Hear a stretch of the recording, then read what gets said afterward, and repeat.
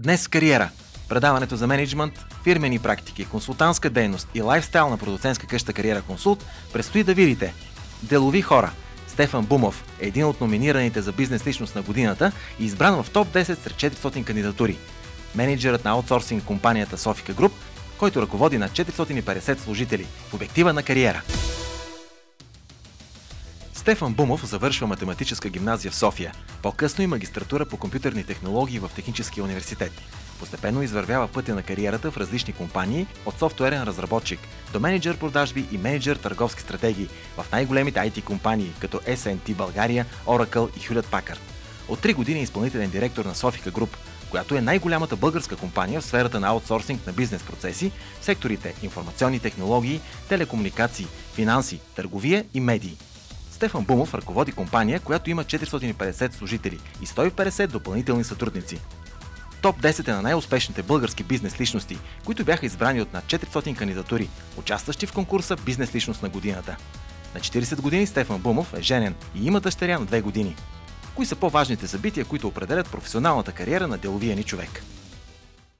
Смятам, че моята кариера започва още от гимназиалното ми образование да се гради, където са така основите на начина ми на мислене и на разбиране на света. Аз съм завършил математическа гимназия, след което съм завършил Технически университет в София, инженерна специалност компютърни технологии, техники и технологии. И оттам насетне така основните аспекти, които са ме формирали като специалист и като успешен менеджер работил съм в няколко основни сфери. Едната е в разработката на специализиран софтуер. Това беше в началото на моята кариера изобщо като специалист.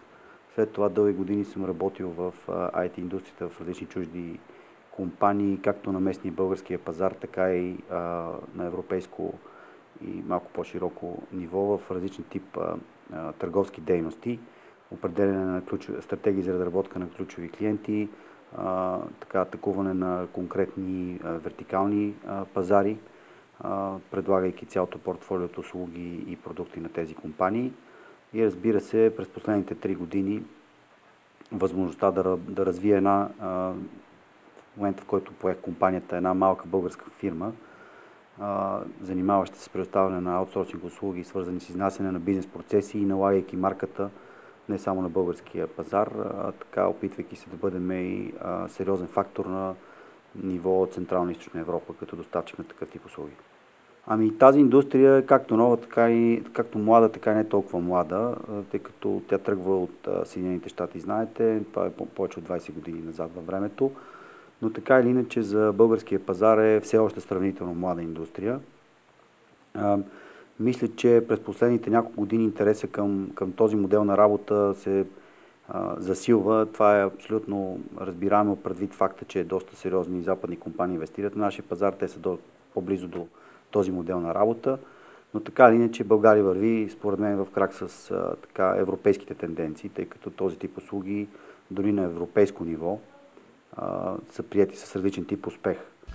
Динамичен, деен и целеустремен, менеджерът на Sofica Group решава с лекота ежедневните си задачи и без притеснение поема менеджерските предизвикателства.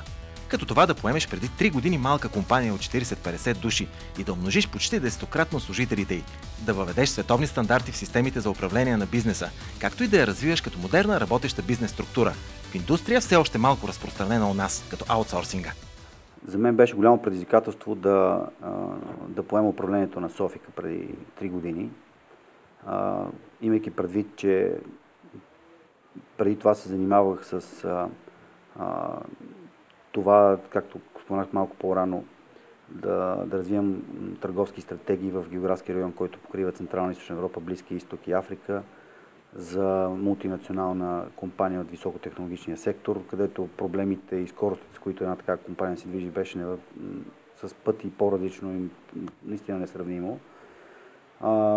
Аз все пак избрах този малко, може би, рисков тогава за мен е вариант да поема една малка компания, която тогава беше, може би, около 40-50 човека, да изграда на практика от самата структура на организацията, всичките бизнес процеси, модела, по който тя се представлява на пазара, да изграда търговската и стратегия, да мога да въведа максимално добри бизнес практики в управлението на фирмата и не на последно място да изграда една работеща среда на базата на наистина така световно наложени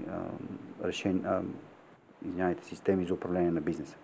Според Стефан Бумов е много важно човек да има кауза. Това е нещото, което мотивира него самия, както и неговите служители. При нас, казва той, е много важно хората да горят в работата, която извършват. И ако човек не вярва в това, което прави, едва ли ще успеем и ние като екип. Именно екипното мислене, стил и действие го ръководят, както и демократичният му стил на управление, който той определя като присъщ на себе си. Да, смятам, че съм в известна степен демократичен, като разбира се под демократичен често това понятие се бърка с думата свободия. Трябва да има ред, трябва да има дисциплина в една така организация, още повече, имайки преди, че в компанията работят повече от 400-500 човека вече. Смятам, че едно от така най-силните ми качества, може би, което ме характеризира, това е динамичността, динамиката.